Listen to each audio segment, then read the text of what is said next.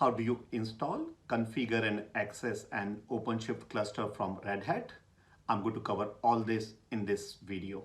Hi, this is Atul from team K21Academy, where we teach you on how to learn containers like Docker and container orchestration tools like OpenShift and Kubernetes. So this video that you're going to look is being taken from our OpenShift training program. That initial video inside the training program has 5 parts. So in the inside video, you might hear references about lesson 1, lesson 2, like lesson 5. But what I've done is we have combined all the 5 lessons so that you can get everything in one video. So what we're going to cover is first video will be talking about, or first part in this will be talking about the whole thing, what we're going to cover inside this guide, so that you can install this OpenShift, including subscribing to a Red Hat account so that you can download the OpenShift cluster and all. So this is a subscription to the Red Hat developer account. In the second part, we are going to create a Red Hat machine. In that Red Hat machine, you can download or you can get any Red Hat machine. We are going to do it on AWS cloud, but you can use Azure cloud or any other cloud. Then part 3, we are going to install or check how to connect to this machine or a Linux machine and access our command line using tools like Putty. And if you're already familiar with this, you can skip that particular section or that particular part.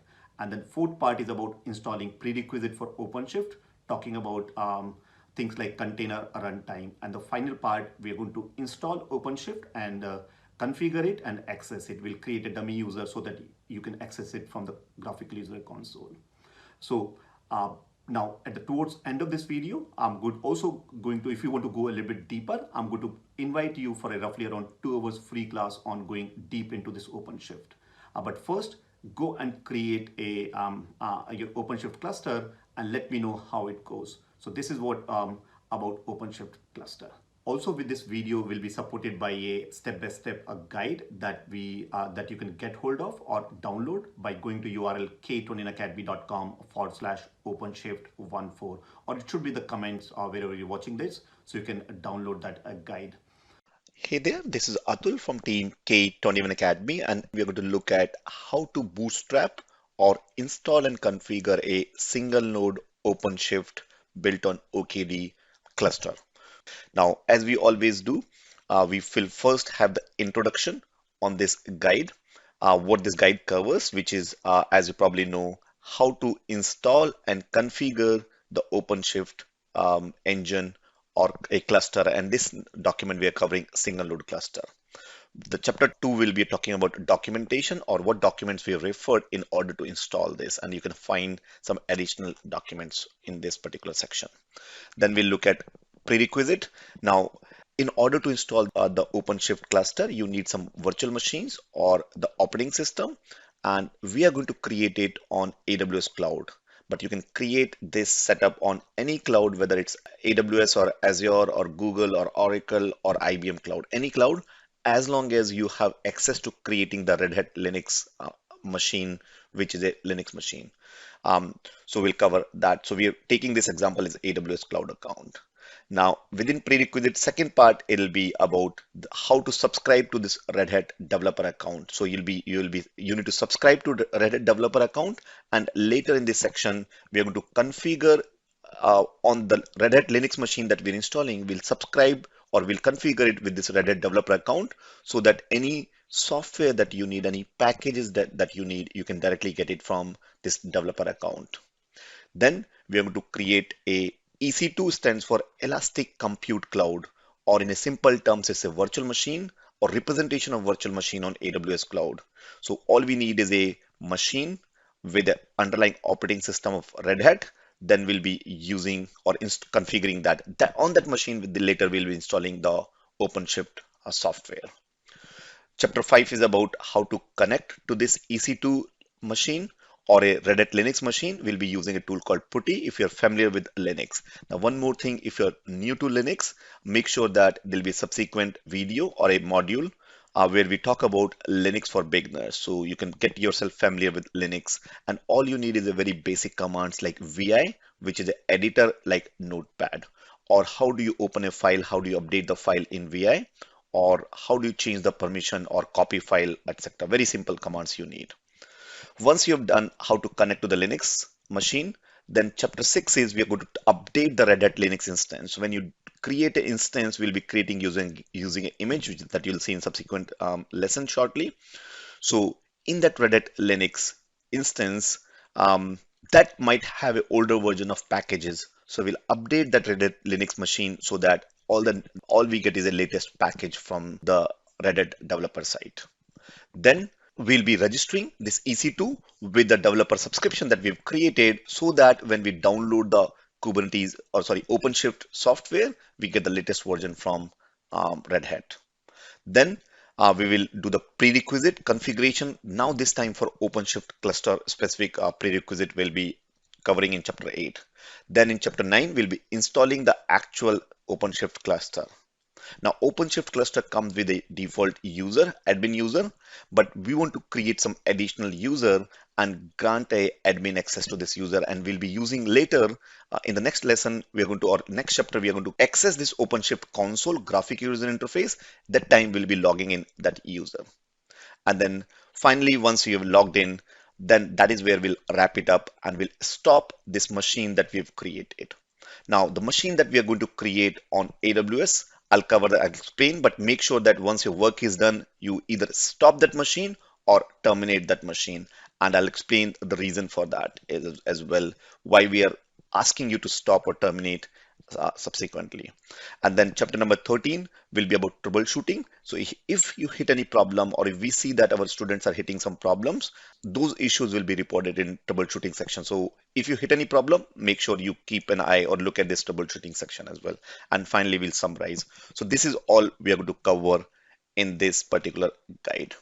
So as I said earlier, we are going to use the OKD version on a single node install for OpenShift for now, and later in subsequent modules we'll also do highly available multi-node cluster install. But first we want to keep it simple. This is one of the first previous few videos or labs you're doing, so we want to keep it simple and build it on top of that.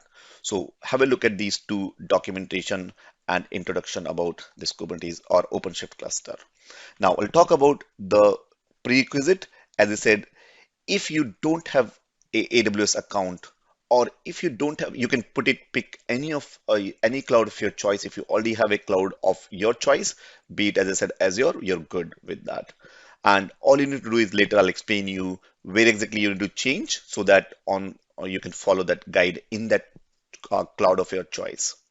But if you're neutral or if you don't have any preferences, I would recommend you to AWS because AWS gives you a 1-year free trial account. Not everything is free. We'll highlight whatever that is not free so that, but we'll also tell you how to keep your charges minimal. Within a couple of dollars, you should be able to complete all these labs. So before this, there should be a guide on how to create a free trial account on AWS Cloud. There'll be video and guide. So if you have not done that, make sure you pause this recording here and watch this guide or watch this video and create an AWS account, because I'm going to assume that you already have created this account. If not, go to that video and watch that video.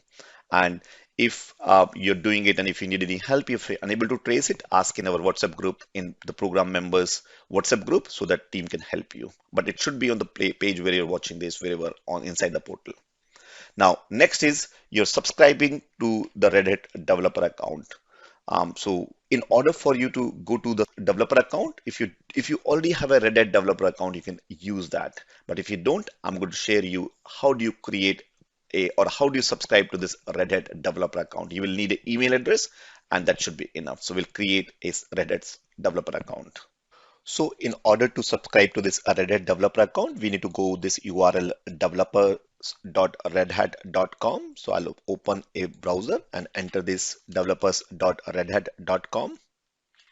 And then we need to go and scroll down. At the bottom of this page, you will have a button which says join the Red Hat developer button. So we'll click on that and then we'll provide or select a Red Hat login ID and email address and all the details it needs. Now make sure that you remember this, choose the Red Hat login. I'll show you otherwise when we come to this, when we need this later, I'll come back to you and show you where this Red Hat login ID is available. So this is I'm on developers.redhat.com. Scroll down and keep going down, and you will see a page like this, which says at the bottom, Cloud Native Developer Career Training, and say Join a Red Hat Developer. Click on this. And on this page, you will be choosing a Red Hat login ID. So I'll select a K21Academy, something which is not being used. And usually my team uses these. So I'll say 2021 or K21Academy Atul 21. And then I'll need to provide my email address. Now, so then you select the job role, choose a password of your choice. Now you select here, I have read and agreed terms and conditions. Now, if you want to receive any email notification called opt-ins, or you can select this. If you don't want any email notification related to developer service, you can uncheck it and click on create my account. Now, once this account is being created, we need to go to the customer portal. On here, we need to make sure we log in and click on customer portal. Now, one thing we also need to do is we need to go to our inbox. We should have received an email from Red Hat. So like that, no reply, verify your email or Red Hat account and open this email and click on this link, and that will verify the account. It's important that you need to verify or you verify this account. Now, once this is done, we go back to the portal and make sure that we can log in here. So click on login. And because I think you've already verified, it might automatically take you back onto the page. And now I've logged in my account. You go to this customer portal here on top left. And then you need to select what type of account it is. Is it a corporate account or a personal account? Now, if you're testing, if you're doing it for your company, you might select a corporate account. Most of the students that you are probably are doing it for a personal level, so you select personal, but it doesn't matter. You can check it. You can pick one of these. Now, this is important, as I said, when later I'll be needing this K21Academy Atul 21. We'll use that later. And we'll be creating a password again here. Select the other contact details, the country from where you belong. I'm not giving my correct address right now here. I'll put my company address here. City. Now you need to enter your phone number. Now this number is a dummy number, so please again don't use this phone number. Click on submit, and there's some errors it's asking me. So I need to put an address more than 1 characters. So my address should have at least few characters in this. So you fix that problem and hit submit again. So hit submit. And now once you've submitted, you go back to the subscriptions again here. And you make sure that you see one active subscription, and this is important. So otherwise you will hit problem later when we configure our Red Hat Linux machine or try to subscribe or link it to this account. If this is not active subscription is not there, you will hit problem on downloading the latest software. So just to do a quick recap, what we have done is we've joined a Red Hat developer account. We created a first account. We verified the email address. And then when we went into the customer portal and verified or selected the account details, and we have verified that we have one active subscription. This is important that I have an active subscription here. I can quickly go back and see. I'll see the active subscription number here as well. Here. Now, one more thing, later you will need the account detail, so that you can get it if you forgot. You go here on your account and say account details, and under login and password, you have this Red Hat login. This is what you need to be remembering. This is what you'll be using later. So that completes steps for this particular lesson, where I've gave you a overview about all the things that we are going to cover in this whole lab. And then we also covered how to create a developer account. Now head on to the next lesson, where we are going to create an actual Red Hat machine. Again, I'm going to do it on AWS cloud, but you can pick Azure, Google, Oracle, IBM, any cloud of your choice. We'll be picking AWS here, and I'm assuming you already have an AWS account. If not, make sure you have an AWS account ready for the next lesson. In this lesson, we're going to look at how to create a EC2, which is Elastic Cloud Compute, or in simple terms, a virtual machine with underlying operating system as Red Hat, so that later in subsequent lessons, we can install the OpenShift single node cluster on this machine. And if you have not created a Red Hat developer account, I highly recommend you to pause it here. Go back to the previous lesson in which we covered the section about how do you create or what all things we are going to cover in this particular lab and how to create a or subscribe to a developer account. Now, also second thing I mentioned in the previous section is that we are going to do this or create a Linux machine or a Red Hat on a or Red Hat Linux machine on AWS account, but you can pick any cloud of your choice, right? Like Azure or Google or Oracle or IBM or any third-party cloud, as long as you know how to create the Red Hat Linux machine on that. That's point number one. Second is you should already have an account on AWS. If you don't, go back to previous lessons in that we have covered how to create a free AWS cloud account on AWS cloud. Now, I'm assuming you have both. Now, another thing which I want to highlight here in this is that the machine that we are going to create is T2 medium. There are different shape and sizes, which will explain you what is T2 medium, but we are creating a machine with a little bit like 2 CPUs and few GBs of RAM.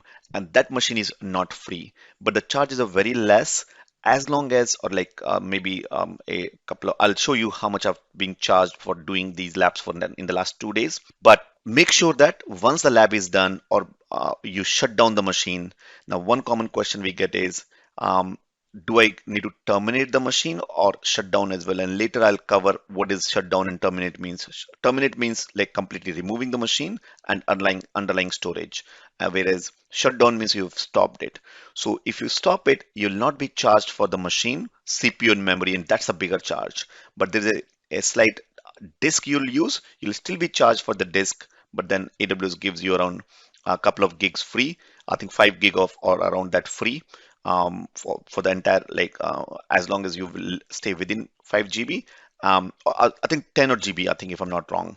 So you should be okay by not deleting, just stopping that machine as long as the underlying disk is just under 10 GB. But anyway, the storage is very, very cheap. Or if you're worried after the lab is done, you can terminate this machine, which will remove completely everything and then create it again later if you need. So that's with that. Let's see first we are going to cover what we are going to look into this particular lesson. So we'll go to AWS account or console and we'll search for EC2, which stands for Elastic Cloud Compute or Compute Cloud, which is nothing but virtual machine in simple terms.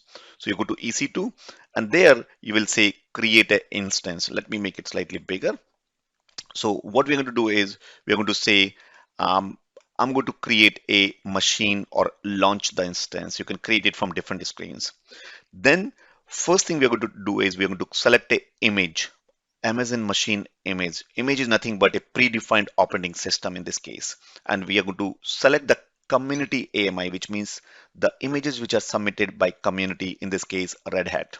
And there we're going to search here and say, I want Red Hat Enterprise Linux 7.6. Now, other might be, you should be able to install on other Linux or like Red Hat, and there's one more flavor, and you can do different version, Red Hat 8 or previous 6 as well, but we're going to pick Red Hat Linux 7.6. I'll highly recommend you to stick to what we are doing because other might be different packages might be required. So stick to what we are saying, and we'll be selecting this particular image. We'll show you how to select that. And then you select this is 64-bit x86 infrastructure. And then we'll say instance type, and this is we're going to select. There is a free tier, but with free tier you only get 1 vCPU. With medium, T2 medium, you get 2 vCPUs. And for OpenShift cluster, we have noticed in past that if you have less CPUs, you might create problem. It needs minimum 2 CPUs. So that's why we have picked up this. You can work around by changing some configurations, but we wanted to keep it simple. That's why we picked T2 medium. So make sure you select the T2 medium. Now next, we are going to configure instance. We are going to select one instance, which means one virtual machine. This lab, understand, it's a single node. Later, we are going to do multi-node installation. And then later, then we are selecting a subnet enable, which means by default, AWS has a public subnet, and we are using that particular network so that we can connect to this machine from anywhere. This is just for testing purpose. So we are selecting the default and we click on next. Next, we are selecting the disk on which this OpenShift will install. So we are going to leave it default 10 gig disk.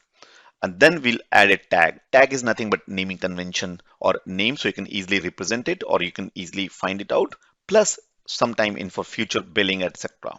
I don't want to go to detail of that. We cover all these things in detail in our AWS Solution Architect training program. But because we want to keep it short and simple, simply add a name that it's a Red Hat instance. Now later, you're going to configure security group, and security group is nothing but firewall, which means we do allow some ports. And first we are going to allow port number 80, which is my HTTP port, because we are going to access the console. So that's why we're opening up port number 80. We're also going to open port number 22, which is to connect to this machine through Putty, which is a SSH secure shell port number 22. We're also going to access our OpenShift console. My console listens on port number 8443. So we're going to open this port so we can access this console later. And then finally, we'll also open port number 443. So if there is any application we are deploying later, which is listening either on port number 80 or 443, we can access them from without making any changes. So we create a new security group. We'll say Red Hat security group, and we'll open these 4 ports from anywhere, meaning from entire world. Then we are going to create a key pair. Now, key pair is nothing but when you log into AWS account, unlike Azure, in Azure, you have an option to use a user ID and password, or you can use the SSH keys. In AWS and Oracle, you can only use SSH keys. Think the SSH keys as a username password. So you have 2 things, public key and private key. The private key, you keep it safe, and when you're connecting through Putty, you're going to keep it, you need it. And the public key will be uploaded on the server. So every time you connect to this machine, you're going to connect through this Putty, which I'll cover in subsequent lessons. So, so that is what this key, we are creating this key, and you need this key just once. You can have one key across different machines within a region. Again, what is the region? We'll cover that later on AWS concept again. So for the time being, just you need to have a key which we're going to download, and we'll use that key a little bit later. So we'll say that create a new key pair and download the key pair. It's important you save that key pair, and then you verify the instance, and you'll be good to create the instance. Now in the next lesson, we are going to show you how to connect to this through Putty. But for now, just let's go and create this EC2 instance now on AWS Cloud. So this is my AWS Cloud console. I've already logged in. As I said, there is a separate video if you don't know how to create this account or login. We have covered that separately, so make sure you follow that video. Now here you're going to type EC2, which stands for Elastic Cloud Compute or Elastic Compute Cloud. So this is where you will see all the virtual machines. Now here it says instance running. Because there's no instance running, I'll have 0. Now instances, I've already created one instance, so that's why you see 1. But in your case, you will see 0 if you've never created any account or any instance. So we'll select here instances, and here you can click on say launch instance. Yeah, so you'll click on launch instance here. So select and say launch instance, and this will give you an option to launch the instance or create the instance, or this is where you're doing Red Hat Linux. Now, as I said, we are going to have to select the community image, and then we are going to select this particular image. So I've copy pasted this from here till GP2, and I'm going to select this community images, and on the search bar, we'll select this and hit enter and it'll give you the image, which is Red Hat Enterprise Linux 7.6, and it's general available. And it's x86 framework or architecture in 64-bit. So we'll select this. Now this is where will be the instance type or shape that we see or say. And here we will be selecting the shape as I said earlier, we'll be selecting T2 medium. So which is T2 medium, 2 CPUs and 4 gig of RAM should be enough. We select this and click on next, the configure instance. Here we leave it the number of instances 1, and we select the use subnet setting enable, which means I want this setting. The by default there's a network. That network has a public subnet, I now want to use that public subnet. That's what is already there. So we'll just double check on a safer side. So we'll say that use subnet setting and 1. Click on next, add a storage. We already by default got a 10 gig of storage. That should be enough. And click on add tags and click here that and add tags and say name. And name we are selecting is Red Hat. It doesn't matter which name, but it's good to have unique Red Hat instance. We'll keep it Red Hat instance. I already have that Red Hat instance. So I'll say, in my case, I'll say Red Hat instance 2. And next is we configure security group. As I was telling, security group is nothing but a set of firewalls which are allowed. So in that, we'll be saying security group name. You can pick any name, but for uniqueness or simplicity, Red Hat underscore red-hat security group. Now already have that security group created. So I'll use red hat security group and then I'll say 2. I could have used my existing security group which I've created earlier and say that security group or firewall for my Red Hat cluster, firewall for Red Hat OpenShift cluster. This is just a description. Now I need to, by default, it's allowing port number 22, which is SSH port on from anywhere 0.0.0.0/0. It's a CIDR format. Again, if you're not familiar, if you don't need to, don't worry. This is a CIDR representation. We go in detail in our AWS Solution Architect program where we go and cover these things. We'll add one more rule, and this time we are going to add AT and HTTPS 443. So we'll select from here and say I want HTTP. By default, AT is open. I'll add one more and say HTTPS and 443 is open. I'm going to add one more, which is custom port, but 8443. So we'll say 8443. This is my OpenShift cloud OpenShift console and say 0.0.0.0/0 that represents anywhere in the world. And so say, we'll say maybe example or description, we want to say OpenShift console. And then we'll say, you get a warning saying that you're opening up too much, but then it's okay. We'll say review and launch.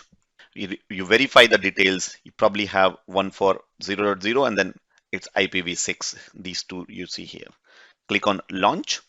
This is what I was talking about. You can say create a new key pair and we'll save it as a name as Red Hat OpenShift machine, and this is key pair,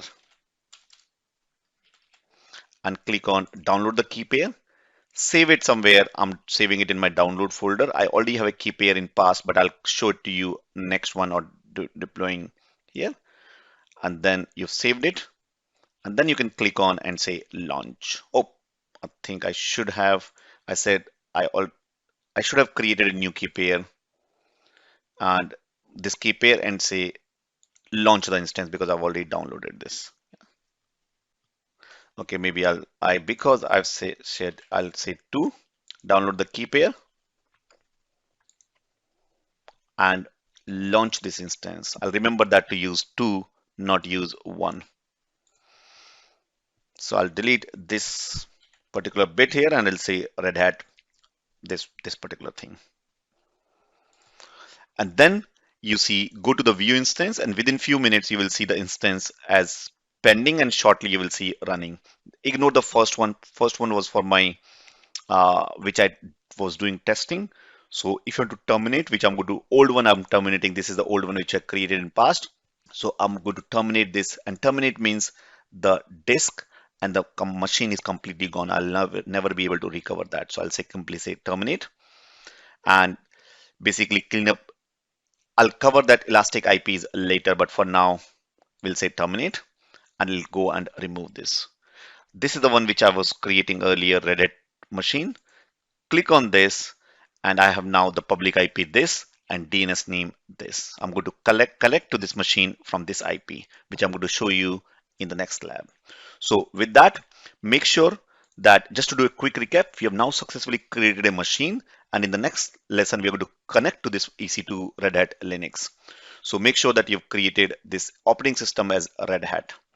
So if you see platform details, this is Red Hat Enterprise Linux, and I'm on this port on this public IP. I'm going to connect through Putty on this public IP. So with that, head on to the next lesson, and in this lesson we're going to look at how to connect to the machine that we created, we call EC2, Elastic Cloud Compute. How do we connect to this machine using a tool called Putty? Now, if you're already working, you can use any SSH client. Putty is one of the most commonly used client, which we are going to show you here. How do you connect to that machine? Now, first is we will be checking the IP address, which I showed you earlier, but let me show it to you again where to find that IP address for you. So we go back to our console of AWS. We'll say a console.aws.amazon.com and go to this EC2 or search EC2 and click on this instance which we created in the previous time or earlier. Now this one is an old one which I've terminated. It's showing, this one is showing running. Now sometime you might see, oh, this machine, there is no machine being shown here. So it could be either filter, you've applied some filter which is restricting access to this console for you here, or sorry, this machine from here, or you might be in a different region. So it will be, I've created in this machine in a US East 2 region. That's why I'm able to see. If I go to US East 1, I'll not be able to see this machine, and sometime in past people have reported this. So make sure you are now, if you see here, there's no instance because I'm in a other region. So I'll go back to US East 2, and first thing is I need a machine IP address to which I'm going to connect. So click on that machine, and here you will have public IP and private IP. So ignore the private IP. You won't be able to connect to private IP from outside AWS. This private IP is only for within AWS. I'm connecting over the internet, so I'll be using public IP, and this is my public IP address here. Now, before I connect, I need a tool called Putty, which you can download from this site. So you go to this Putty and this website. This will give you the tool to download or install Putty. Now, if you are connecting from a Mac machine, then this step is not required. Mac machine out by default comes with a terminal, which is a SSH terminal. You can use the terminal SSH connection. There is a separate step to connect from Mac. If you're connecting from Linux or Mac machine to this Linux, then steps are different. We'll put that inside the portal as well. But most of the users who come are from Windows background or connecting from a Windows machine. That's why we are going to download this Putty tool from here. So scroll down and say, you will see the latest version and say download from here. So it's download 0.76. Click on download it here. From here, now we scroll down and then we'll say 64-bit installer.msi. So 64-bit and I think it's x86. So we'll be doing package file. Under package file, you'll be doing 64-bit x86. Most probably you have a x86 architecture, or some laptops might be ARM, but 86 is quite common. And you see installer.ami. You download, and this download will give you or you can install that. I've already have this installed already, so I'm not going to install it again. So we'll cancel it. Now, before we proceed further, earlier we downloaded a key pair that has a public and private key. We need to extract the private key from there, that key file. So first thing, as a part of this, you will download as part of this, you will also download a PuttyGen. So if you start here and type PuttyGen, once you've installed it, so there is a PuttyGen get installed. Click on this PuttyGen, and here you will get that we are converting the key pair from that. I'm extracting my private key. The key pair that we downloaded is applicable for Mac or Linux, but because I'm connecting from Windows, I need to convert this file or generate this file. So make sure you have RSA here and 2048, and then from conversion you say import the key or load the key. Sorry, you can have it say load the key, and in that you select all the keys, all files. And this is the key pair that we downloaded earlier under download folder, Red Hat OpenShift machine key pair, or whatever key machine you've selected this. Select this and click on open. Now it's successfully imported the foreign key. The key earlier was in PEM format. The key we need is in PPK format for Windows machine. So click on OK.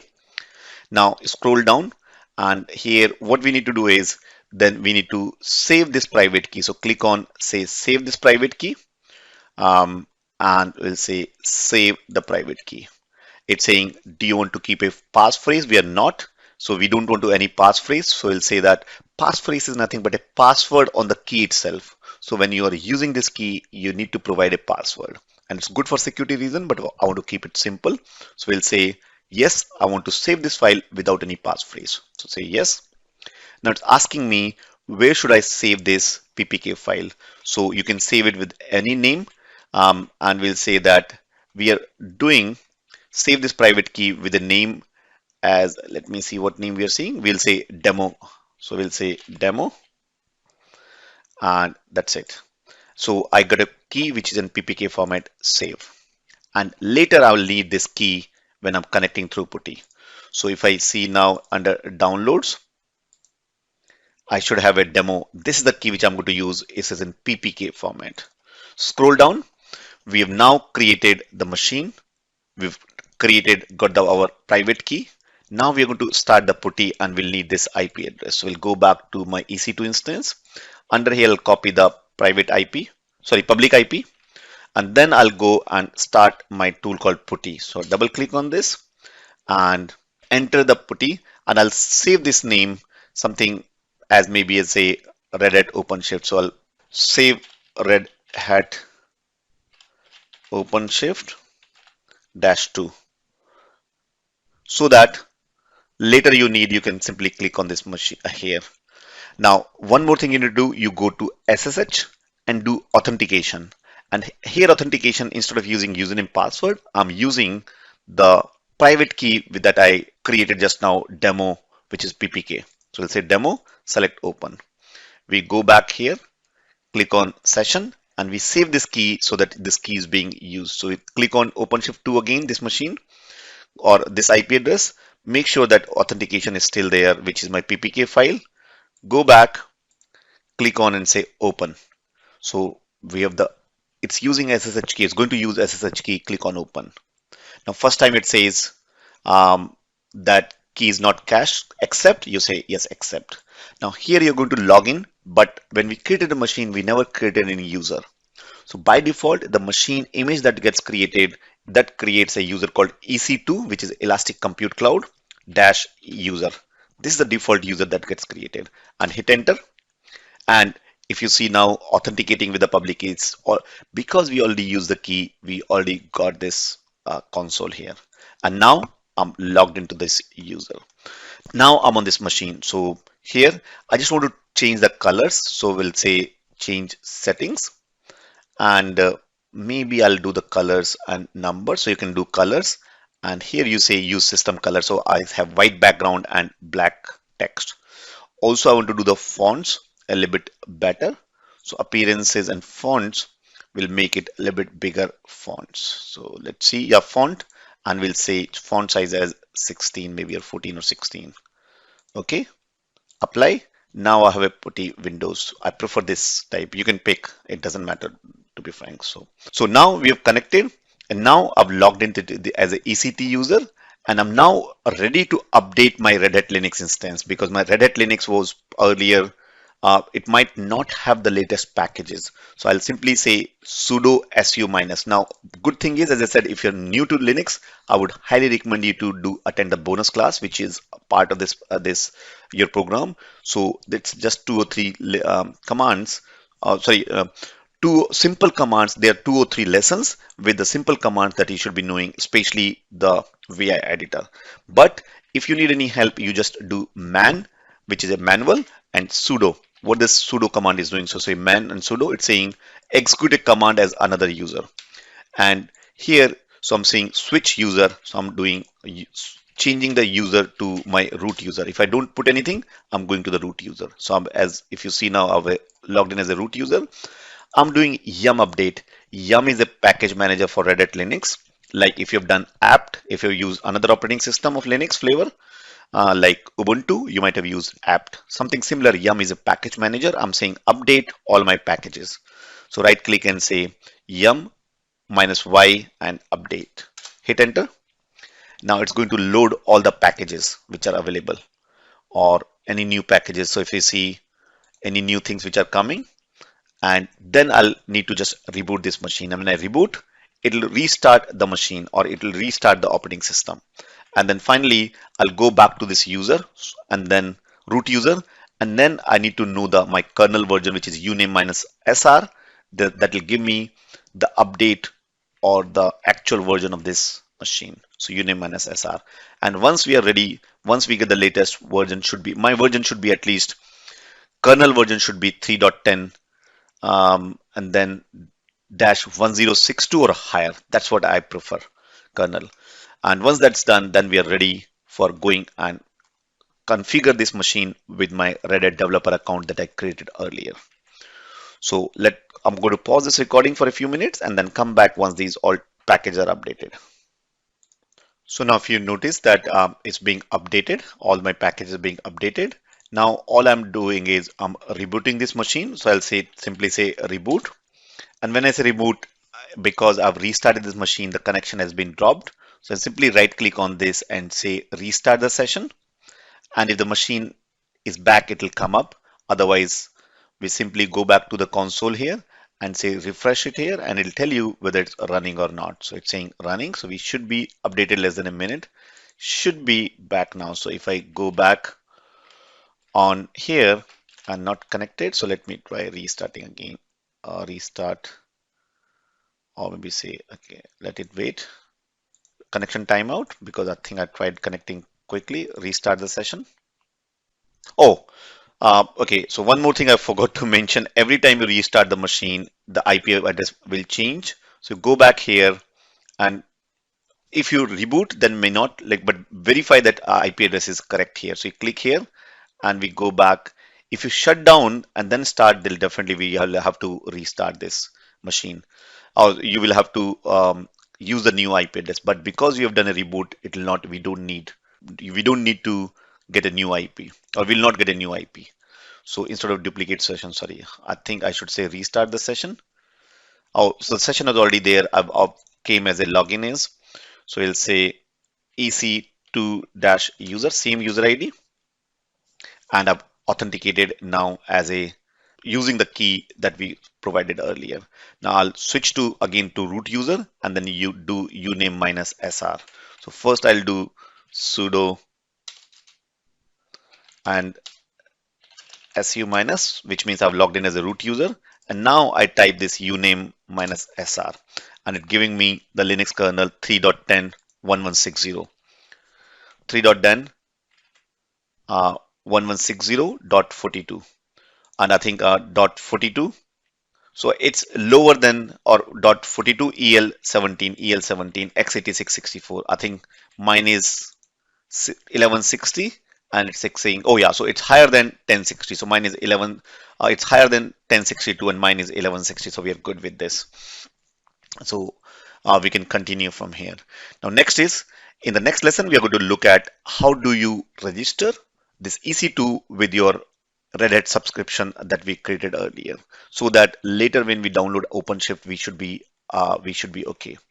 So just to do a quick recap, what we have done or what we have covered so far is in the previous lessons. First lesson we started with overview of this lab, what we are going to cover, and then we subscribed to a Red Hat developer account. Then we created a AWS or EC2 or a one machine of Red Hat Linux, and then now in this lesson we have connected to this EC2 and then updated the Red Hat Linux. In the next one, we are going to register for this and do the configuration of prerequisite, and then we'll install the OpenShift cluster, and time permits, we'll be doing the remaining task. So head on to the next lesson, and in this lesson we'll continue from where we left in the previous lesson on installing the single node Kubernetes cluster or OpenShift cluster on a Red Hat Linux. So in this, we'll begin with configuring this EC2 instance or a Linux machine, Red Hat Linux machine that we created earlier and updated that Linux machine earlier. So we're going to now subscribe or attach this machine with the Red Hat developer certification.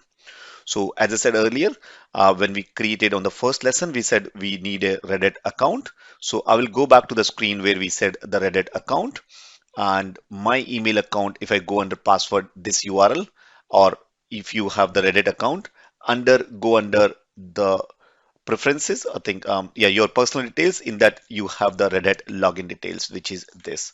Um, so this is the login ID I'll need and the password that we have set. So we go to this machine that we connected earlier and we type this URL called subscription manager, and then we'll say register this machine. So what we're doing is we're registering this machine with the subscription that we have created earlier. So we need the user ID, and for the user ID, this is the user ID which I have here. So right click on this, hit enter, and then now I need to provide the password for this Red Hat developer account. So hit enter, and then it should be able to work now here. So what it's doing is this Linux machine is connecting to the internet onto the this subscription or Red Hat subscription on this URL on 443 port number, and it's saying system has been registered, and I've got my warning, and you can ignore this warning. That's totally fine. This warning is totally fine. You can ignore that safely. Now, in case this output is not successful or not subscribed, and you can then unregister and clean this integration so that you can re-register again. But we don't need this. Is totally optional, or not optional. It's only when this integration fails. So we have done the registration. We also need to now do the refresh. We'll select this copy from here, and then we'll go with refresh.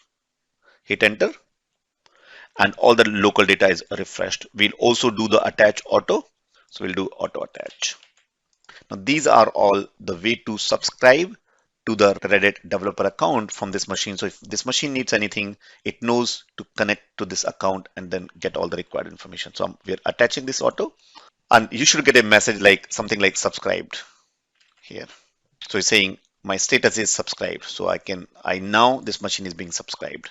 Now, next is we are ready to configure prerequisite for OpenShift cluster. So first is I need to log in as a root user. I just need to make sure that I'm logged into root user, which is correct. Otherwise, you can do sudo su -2 root. Now, here what we're doing is we're installing yum install, which are installing some packages. We're using yum util, device mapper, persistent data volume, or data LVM2. So this is in simple terms to keep it simple. You're configuring the underlying mapping or the drivers that are required for persistent data or logical volume. So hit enter and say install. So it's now downloading it will be downloading the packages or any package that required for this underlying storage. And then we are going to add the Docker repository. So we need the Docker software. Docker is a container that will be used in OpenShift, underlying OpenShift runtime.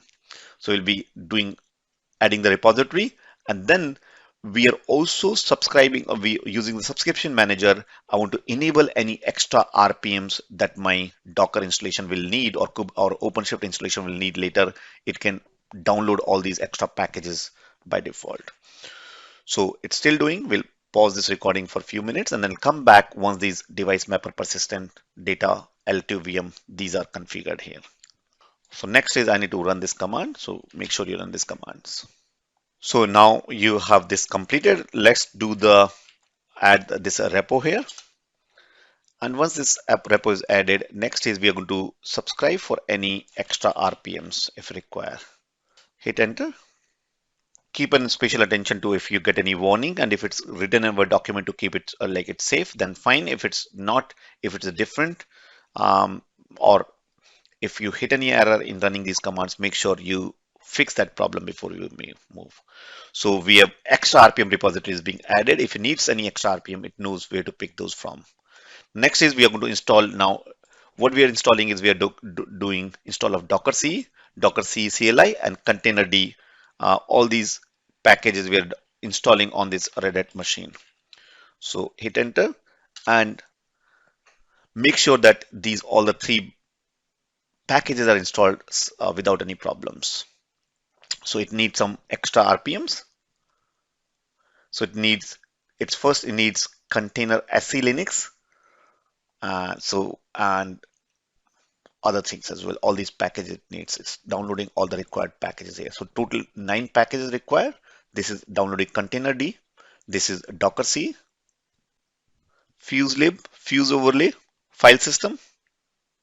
We have Docker C, and now my Docker installation is done. Now I need to start my Docker on this machine, and that's all Docker software installation. Start Docker, and then I need to enable the Docker. So next time I restart this machine, I should be able to pick it without any problem, or it should automatically start basically. So started enable the Docker, and now I want to check the status of this Docker, whether this Docker software is running container runtime. And as long as you see green active running, you're good here. So this is all looking good. Now next is we are installing a wget. This is a package to download a new file. So wget, we are installing a package because later I need this wget. And what I'm doing is I'm configuring docker daemon to register the registry parameter as, so which means my registry is nothing but where all my images or application specific images are stored in the registry, and it needs to connect to this registry, so it knows that it's going to pick up from this IP address range for this registry. So what I'm doing is under docker daemon, I'm adding and saying insecure registries. I'm allowing insecure registries for now. Hit enter, and then copy paste from here, from this bracket to EOF. EOF means like end of file command. So now if you see cat on this docker daemon, this is my JSON file that it uses to start docker daemon, and I've added this insecure registry entry into this. Next, I'm going and updating under registries the same entry under container registries, this insecure entry. So we'll select again from here to here, copy and hit enter. So now, oh, it's saying no registry. So let's see, one second. etc containers registry, cat etc containers, sorry, no, ls etc. Oh, it should create a file, no such directory, should create this file. So probably we might have to create this. Let's see, we create this T.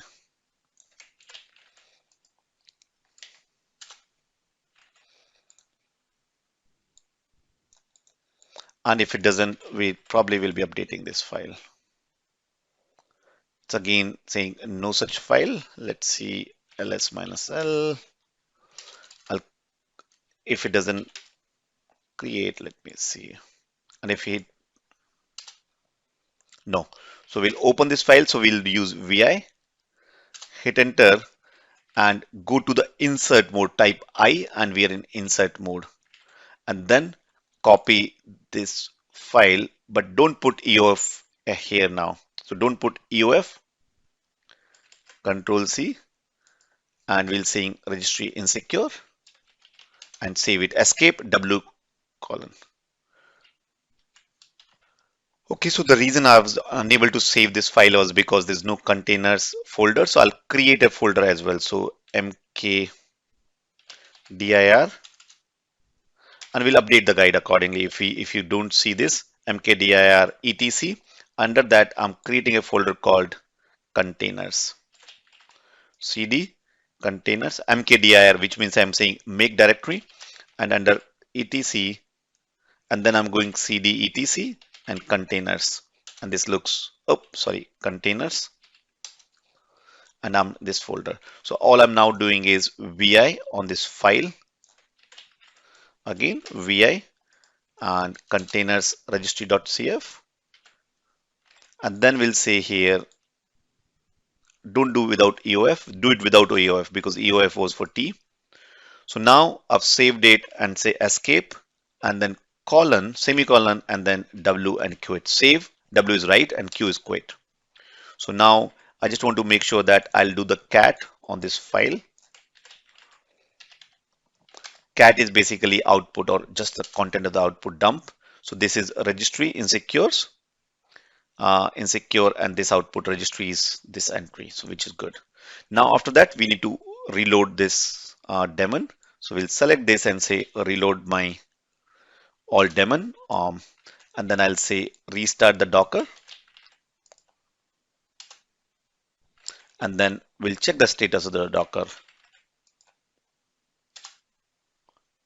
And you see Docker should be active and running. So earlier the PID was currently is 8653 PD PID, and let's see, earlier it was 8413, and now it's different one which is 8653. So we are good. So the Docker is running. Now in the next lesson we are going to install the OpenShift. So now we have installed or done all the prerequisite. We have installed the Docker. We have configured all the required packages for Docker, and then we installed Docker and verified the Docker is up and running. So head on to the next lesson, and in this lesson we'll continue from where we left in the previous lessons and install OpenShift Cluster. I hope you have already successfully completed and installed Docker on this machine, and we are now ready to install the OpenShift Cluster. So first what we are doing is we are saying my IPv IP forwarding is equal to 1. We are setting this parameter which is required for OpenShift settings. So I'll select this, and what I'm saying is I'm adding this systems in systemctl.conf. I'm saying net IPv IP forward is equal to 1. We are setting this parameter on this machine. Make sure you've connected as a root user. So hit enter, and now I've added this entry here. If you type cat again and then want to see etcctl.conf, you will see this entry which is IPv IP forward 1. Now I'll run this command, which will be basically repopulate, or it'll bring this change into effect for the running instead. So this setting is now set. Now I'm going to go to my root directory. So I've logged in. CD is change directory, and if I do ls, you have nothing right now. There is only 2 configuration files for Anaconda. So right now I'm doing wget. I'm downloading this whole OpenShift package. Right now I'm doing 3.11, which might be for single node. Later when we go into the program deep and do highly available, we'll go to the latest version of which is I think 4 at the time of recording this. This is to do a single node install, and we want to show you both older version and the new version. So you click on wget and you are downloading from GitHub this whole package in a 𝐶𝐸 file format. So now it's downloaded. If you do ls, this OpenShift, I've got this in a tar gunzip folder. So I'm going to untar or open this file here and say untar. XVF is extract, verbose, and forcefully. Hit enter. Now it will unzip this file, and if you do ls again, it have created this folder. So if I go under this folder, cd OpenShift folder, and then hit enter. Inside that you will see the 2 executable 𝐶𝐞𝐭𝐚𝐢𝐵, which is my Kubernetes controller command line. If you're familiar with Kubernetes, otherwise we'll go and later in subsequent modules we'll talk about this 𝐶𝐞𝐿. Also OC is this OpenShift command line OC that we'll be doing.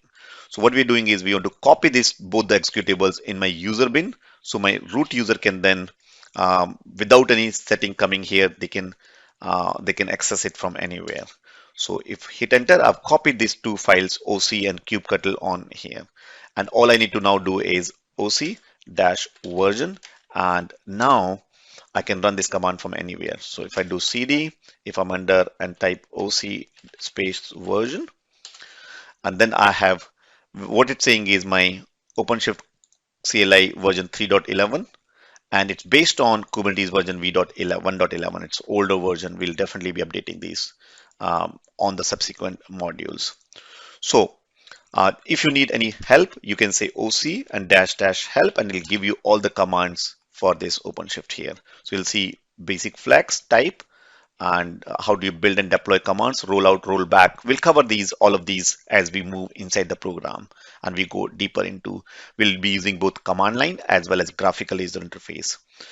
So how do you patch, how do you do managing the cluster, replace, process, there's a lot of things which we can cover. We'll guide you later. Okay, and then once you get a OC version, next is we need to start the cluster. And in order to start the cluster, we'll be going to use a command like OC space cluster space up space and this 2 -- and then public -- host name is equal to machine or public IP of the machine. Now you can get this public IP of machine from by logging into your AWS console or the console where you go onto that machine and click on public, or under this public IP you do on double dots here.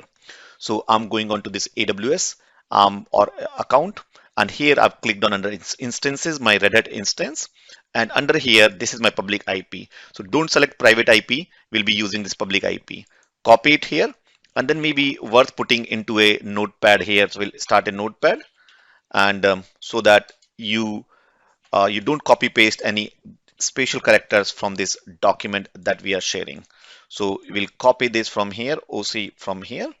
We'll put it into the notepad and say like this, remove the brackets and say OC space cluster space up space dash dash and then public dash hostname is equal to this till end.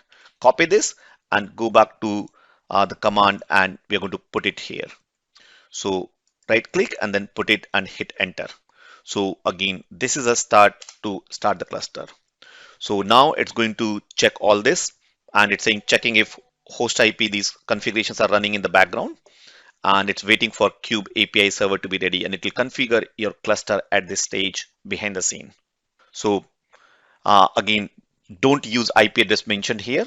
Use the IP address that you get from your machine, and behind the scene it will configure and you'll get a output like finally like a URL HTTPS your IP address colon 8443, and this will take command will take approximately 10 minutes, and then finally we'll check the status, and then once that is done, then we'll be ready to create the user. So let me see. Still doing, it's installing. So I'll pause this setting here, and then I'll come back to this recording once this is done. Now, so once this is configured properly, you will see something command like OpenShift server started. This is your public IP. The IP you will be seeing will be different. And then user by default is created as a developer. And the login administrator, in order to log in as an administrator, we'll be probably using system:admin. Now, one final check before we go further. I want to verify one more time my command is correct. So I'll say OC cluster OC space cluster space status. Now again, as I said earlier, if you need anything, you can just type OC dash dash help, and it will give you all the commands related to. Or if you want to say, for example, cluster specific commands, so OC cluster help app, it will say you can add a component to OC cluster, you can stop it or shut it down, you can check the status, and up is to start the open like this OpenShift. Now next is we are going to create a user in OpenShift and grant the admin access.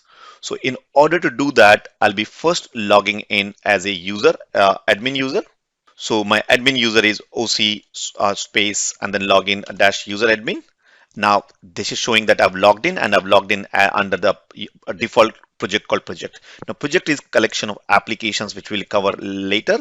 Think of it, if you're coming from Kubernetes background, think of it as a, I forgot the terminology. I'll come back to that when we create our project. That time I'll come back to you on. So it's a partition. It's a logical partition of your application deployments.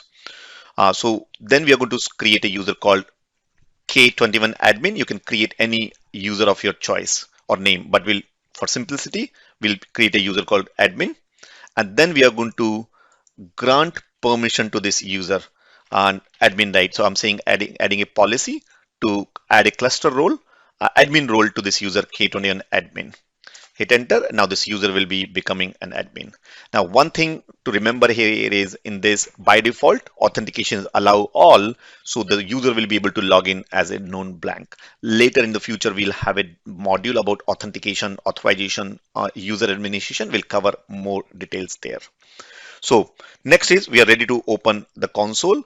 Now again, you can either go to the public IP and check it, or here within status itself, it'll give you the status on saying, if I say cluster status, I'll get the URL. So I'll pick up this URL and it's HTTPS, and I'll go to the browser, open a new browser and enter this URL. Now, one thing what's going to happen is it's showing that it's an untouched website. We'll say, and the reason for this is because if you click on show detail, it will tell you that the IP address being we are accessing it with the site 5491.84.41. Whereas where the certificate was issued to a different site. So if you click on view certificate, its certificate is issued to 127.0.0.1. That's why we are getting a warning. And because it's a test environment, we are okay. Ideally, on the console, we should have put a signed certificate as per the URL. So for now, we'll say wish to continue and say detected connection to an insecure resource. We say okay. Now on this console, when you log in, you type K21Admin, the user that we created, and the password you can type any password. As I said earlier, it will by default log into using any password. Click on login, and now you're straight into the console where you can go and access the console. And this is where you have all the projects, all the users, everything. So what is a project? Which is we'll cover that when we go on to the next module. But it's on the same Kubernetes principle where you have realms or different partitions. Think of it as a partitions to logically partition your applications. And in the next lab, we are going to deploy Nginx applics, or you can deploy any application and you can access them on this OpenShift cluster. It's quite simple and straightforward. You should be able to pick it quite easily. And now, once this is done, let's go back to our document or what we are going to look into. So we have just configured and logged into the console here. Now this is good, and you should be able to all find, as I said earlier here, and later we are going to install or configure all these projects, etc. Now, two things before we highlight to you is, as I said at the start of this guide, that the machine that you're creating is T2 medium. So make sure that you stop the service once this is done. Or if you have to try out to the next lab, make sure that you go to the next lab and then which is deploying the application on this OpenShift cluster. So what you're going to do is, for now, I'm going to stop this so that you don't get charged on this EC2 or you'll not be charged. So, but before that, make sure you go and take the screenshot of this and post in our WhatsApp group saying that you've completed successfully this lab. This will tell me two things. First is it'll tell me that you are making progress, you've done it, and it'll inspire other guys as well to perform this lab or other future labs. So what you're going to do in order to stop this, we are going to go to the AWS console, and from here you simply say select download this instance state and say stop the instance, and that will stop the instance. And once you're ready, you go back onto the same machine and you say the start the instance. You will have start instance button. You will get a new IP. Now, just one thing I want to highlight you here: when you start the machine, your public IP will change. So what you need to do is log in and connect to this machine again. And first thing is you need to move the configuration which is here under OpenShift. So you'll be first logging in as a root user, and from there you'll be moving this file. So let me show you to you what do you mean by moving file. So I've already logged into this root user, and if you do under /root, you have this OpenShift local.cluster IP, and this is where all the configurations are there. So what we are doing, either we are moving it to some old other location, or we are removing this file completely, configuration file, and then we'll get the new IP again from here. And then we'll do the same thing which we have done earlier, OC cluster up public public host name, and then configure the machine. And finally we'll check the status. Now, why we have to do this? Because I'm using a machine with a non-static IP, which means my public IP is changing every time. So my cluster needs to know that IP have changed. In a real world, I will be selecting an elastic IP on my AWS account. Just to show you here what I mean by, I'll be here saying elastic IP and then assign that IP so that IP doesn't change. Now, in order to do that, there's a charge associated. If you don't use that elastic IP, then it'll be, or you shut down the machine, you're charged for that. So that's why we have taken an easy route for you, but otherwise you'll be selecting a static IP. Then you don't need to reconfigure the cluster. Now, one final thing before I say is that once the next lab is done, which is deploying applications, you need to terminate this instance. So how do you terminate instances? Again, I'll show it to you here. You go to this EC2 instance again, instances, and this is my Red Hat instance which we have connected. So select here and then you say that instance state and the terminate, or you click here, go to this an instance state and terminate. We are not terminating it right now because we need to deploy another application on the next part. We are deploying the application. That time I'm going to show you again here. So this is in a nutshell, we have completed this lab. So this is termination. So just to do it, and if you hit any problem, there'll be a troubleshooting section at the below. Right now, we are not any issues, but if in future, any issues that are reported by any one of you, will be adding those issues and troubleshooting sections here. Now, just to do a quick recap before we close this particular lab, we started this with first we talking about this guide, what to expect, and we also subscribe to Red Hat developer account. Then in part 2, we covered launching an EC2 instance, which is a Red Hat Linux, and that will be used, we used later for install OpenShift. Then part 3, how to download a Putty and connect to this Red Hat Linux machine that we created, and we updated the packages on that. Then we registered this EC2 machine with developer subscription account, and then configure the prerequisite, which are like installing container runtime, which is Docker, and then finally installing the OpenShift cluster. In that, after installing OpenShift cluster, we created a K21Academy user or K21 admin user, and then logged into the console. Now, in the next lesson, we are going to deploy the application, or next lab or next module, we are going to deploy the application. So you can understand, and the deployment, we are going to do it from two ways, either using through console and from also command line, which we saw earlier, OC, which is OpenShift command line, OC. Something similar to 𝐶𝐞𝐜𝐤 if you have followed Kubernetes 𝐶𝐞𝐜𝐤 or kubectl. Well, that's me, Atul from team K21Academy, talking about OpenShift or installing OpenShift on a Red Hat Enterprise Linux on AWS cloud. You can do it on any cloud of your choice or on-premise as long as you have a Red Hat Linux. Now, this video was taken from our OpenShift training program. If you want to learn OpenShift, which I highly recommend you, especially to run your containerized applications, we run a approximately 2 hours class, free class, where we talk about why the companies, or more than 50% of Fortune 100 companies, run or use OpenShift to run their container-based applications. Also, what the salary you can expect after learning OpenShift, or 8-week roadmap to go from complete beginner to learn OpenShift, including we'll also give a demo and 30+ hands-on lab you should be performing. So URL, if you're interested to go deeper, k21academy.com/OpenShift02. Now, we always get excellent feedback on these sessions, 5-star rating, and I highly recommend you, if you're starting your journey or already working on OpenShift but have not earned good enough or not earning a lot, the free class is k21academy.com/OpenShift02, and I'll see you in the free class. Take care and bye for now.